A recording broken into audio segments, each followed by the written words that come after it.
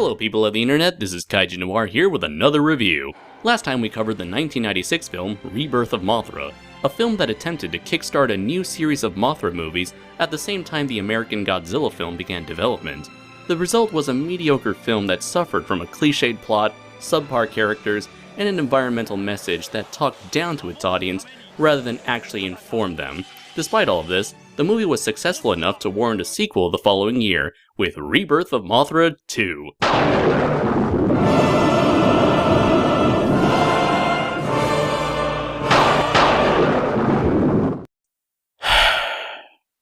Here we go again.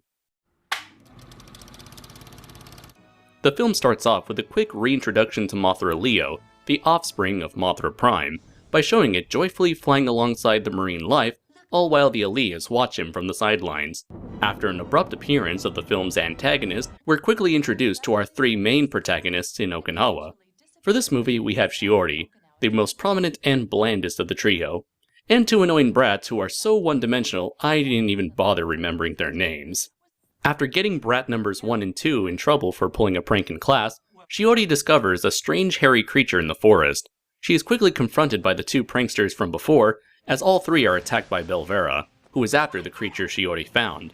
Much like the last film, Mal and Laura show up to defend the children from Belvera as she exposits what this new MacGuffin is. She reveals that the creature is Gogol, and is the key to acquiring an ancient treasure from the long-lost kingdom of Ninai Kanai. She wishes to obtain this treasure to rule the world and wipe out all humans in an attempt to save the planet.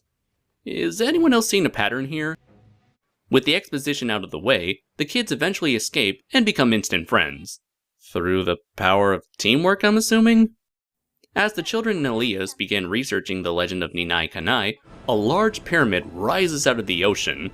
When the gang decides to look for the ancient treasure within the pyramid, a monster named Dagahra also shows up to stop them so that it can destroy the world with its army of deadly starfishes. As if that wasn't enough conflict for one story, Belvera also forces two goofball fishermen to aid her in stopping the protagonists. As everybody races towards the treasure, Mothra is eventually summoned to confront the aquatic beast. So when looking at the overall plot, it's one of those rare occasions where it feels like too much is going on, while at the same time feeling like nothing is being accomplished at all. There is so much unnecessary fluff in the second act, such as the two bumbling fishermen who pose no real threat and aren't funny in the least. The two boys, that are essentially the same character archetype, Belvera scheming to take over the world when in reality she does almost nothing to further the plot, and the mutant starfishes that seem to do more damage to the environment than Dagahra himself. On top of that, the plot also has the exact same setup as the first film, where Belvera attempts to use both a MacGuffin and a monster to rid the world of humans. Meanwhile, children are put in danger of protecting said MacGuffin, while Mothra shows up to get its ass kicked by the villain, only to overpower it later on with a new transformation. Again, it's like poetry, so if they rhyme. Every stanza kind of rhymes with the last one. Any suspense you may have had during the first act quickly drops down to zero once you realize that this movie is essentially a copy and paste of the first film, and can already predict how the rest of the story is going to pan out. However, the biggest crime against this film is the pacing. Dear God, is this film's pacing absolutely dreadful, and here I was thinking that it couldn't get any worse than The X from Outer Space. The first act rushes to get all of its exposition out of the way, as it establishes who the new and returning characters are. Then, before we can get a chance to familiarize ourselves with Shiori, the pyramid shows up, which leads to a second act that drags at a snail's pace. 70% of this film's second and third acts are the characters running through identical hallways while ripping off set pieces from the Indiana Jones films. For those of you who are Doctor Who fans, imagine the bad episodes that involve the Doctor and his companions trapped in a claustrophobic environment while being chased by a monster through identical hallways. Now imagine those lesser episodes and replace the entertaining characters with boring kids and switch out the monsters with uninspired booby traps and 2 incompetent adults. Now you're probably wondering why I haven't commented on the human characters yet. Well, to put it simply, there's nothing here to talk about. The only defining features that separates the 2 little jackasses is that one is fat and likes to eat, and the other is addicted to video games. And even then, this is only brought up once, as if it was an afterthought for the writer. Meanwhile, Maul, Laura, and Belvera are essentially going through the motions, with the 3 of them arguing once again over humanity's existence and their influence on the planet. While this does lead to an interesting development during the climax, it's simply too late to redeem their role in the story, especially in Belvera's case.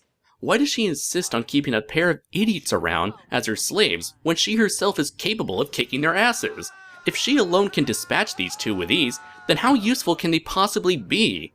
Because she relies on her slaves to do all the work, she does nothing but cheer for Dagahra and smack-talking Mothra. At least the twins are actually helping Mothra when they're not guiding the children in the pyramid. Finally, there's Shiori herself. Even though I already stated this at the beginning of the review, she is without a doubt the most uninteresting, lifeless, and most boring character I've ever seen. The writing gives her virtually no backstory, other than that she's your typical schoolgirl who occasionally deals with bullies.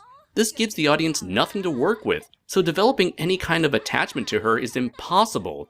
The only bit of personality we see from her are her snarky comments towards the other 2 kids, which is yet another character trait that gets dropped once they enter the pyramid. By the end, she's praised for her kindness and courage for going out of her way to protect Gogo, but like Yamato Takeru from Orochi the Eight-Headed Dragon, these are basic character traits that can be applied to any poorly written character. Also, because the actress's acting is so bland, I never got the sense that there was a genuine bond built between her and Gogo, despite this being the most important element in the plot. As for Gogo itself, it's not so much a character as it is a cute little critter that's meant to sell yet another Save the Earth message. However, this message is better handled in that it carries the themes of childhood innocence and gives an optimistic view on mankind's future. In the story, Gogo wishes to stop Dagahra's rampage, but in order to do that, he wants to find out if humans are worth saving, so it seeks out children due to their pure spirits and willingness to learn from mankind's past mistakes. That being said, the film becomes just as preachy as the first film by spelling out the message for the audience as if we were too stupid to pick up on it. As we move on to the special effects, there are no significant upgrades to be found here, and this is a real shame considering that this was the last feature-length production that Koichi Kawakita took part in.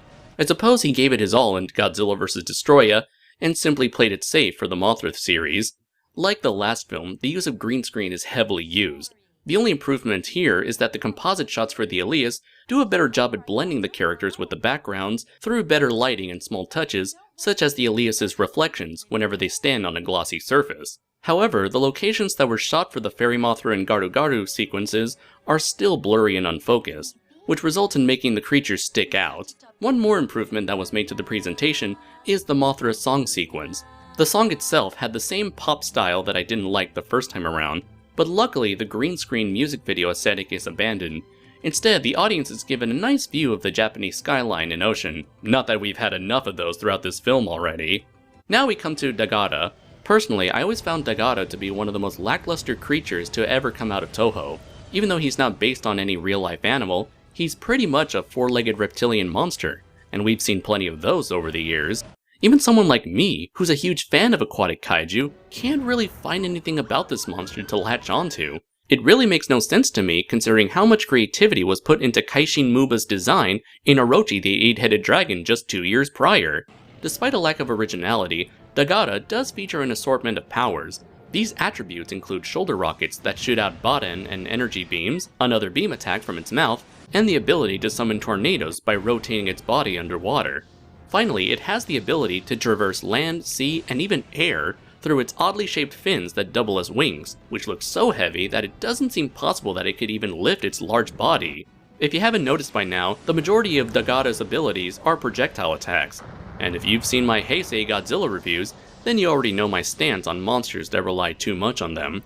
Unlike the last film, the fights in Rebirth of Mothra 2 are subpar, as we have not one, but two monsters with severely restricted body movements. What made the duel between Dagahra and Mothra Prime work was the physical beatdown that was on display, along with the designs of the two monsters that gave each of them a unique flair and distinct performance.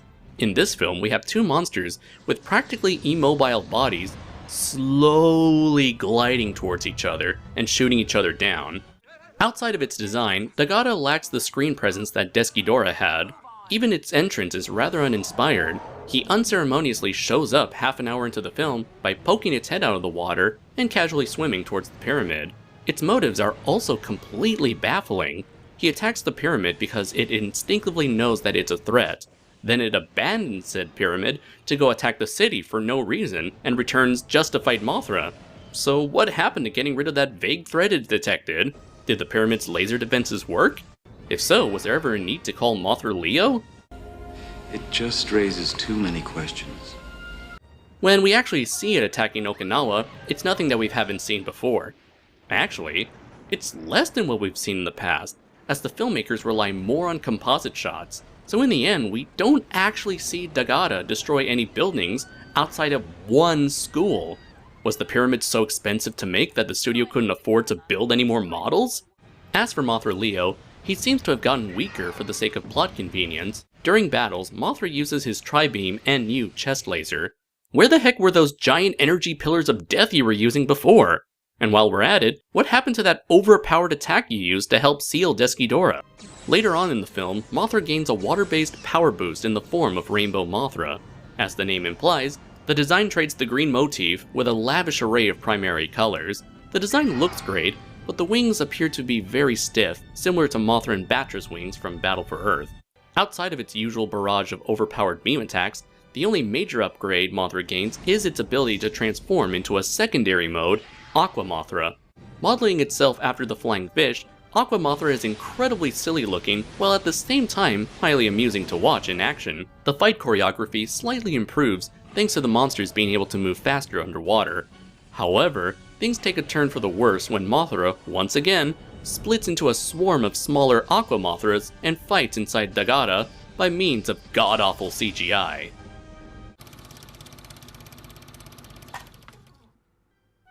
When all's said and done, Rebirth of Mothra is a huge letdown. It could have easily improved upon the first film's faults and made something worthwhile. Instead, it took the lazy route by not only recycling the first film's script, but half-assed everything to an astonishing degree. The filmmakers tried to make a more exciting kids' adventure film, but because of how lackluster the execution turned out, it's somehow duller than the last film. It's possible that this was due to how rushed the film's production was, but even the Heisei Godzilla films never felt this lazy and boring, and it followed the same yearly release schedule. Heck, even Gamera 2, which premiered a year after its predecessor's release, was not only amazing, but was able to stand toe-to-toe with the best giant monster films out there. So what happened here? Well, who can say? At the end of the day, I'm giving Rebirth of Mothra 2 a 1 out of 5. Unless you're a die-hard completionist, avoid this one at all costs. That's 2 films down and only 1 more to go. Can this be the one to redeem this franchise? The one film to rule them all? We'll find out soon enough when I complete this trilogy with my review for Rebirth of Mothra 3. Until next time everybody, take care.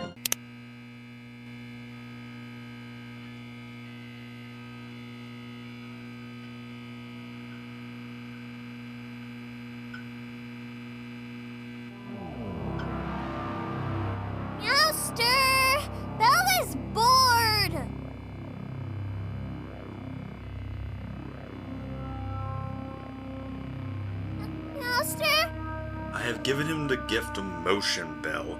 And how does he use it? He reviews Mothra, the Kenny of the Godzilla franchise. To make it worse, he still hasn't paid his end of the bargain. Does this mean we get to punish the critic? Not punish him, Bell. We shall help him. Let's face it, no one comes to the internet for an honest and fair opinion on a movie. No, they want to see someone torture themselves watching the foulest and most revolting of movies. Like La La Land? My dear sweet Belle, you think too small. Luckily, I have a guide for this.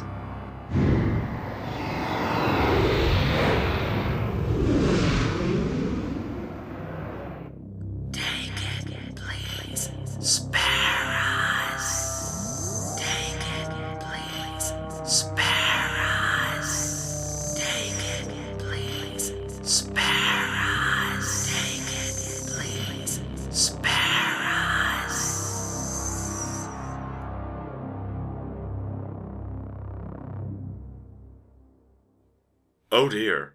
This may actually kill the poor creature. Does that mean Master won't do it? Of course not, Belle. It just makes the crooked man want to do it more.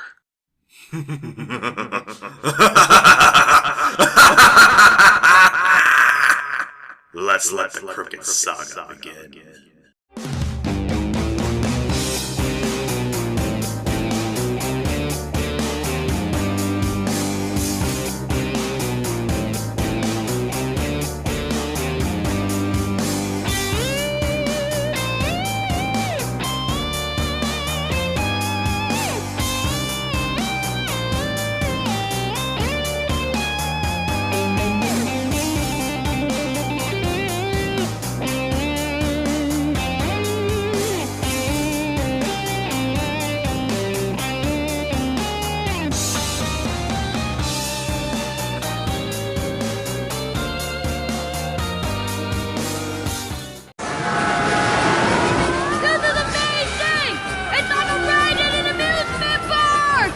You mean like at Universal Studios?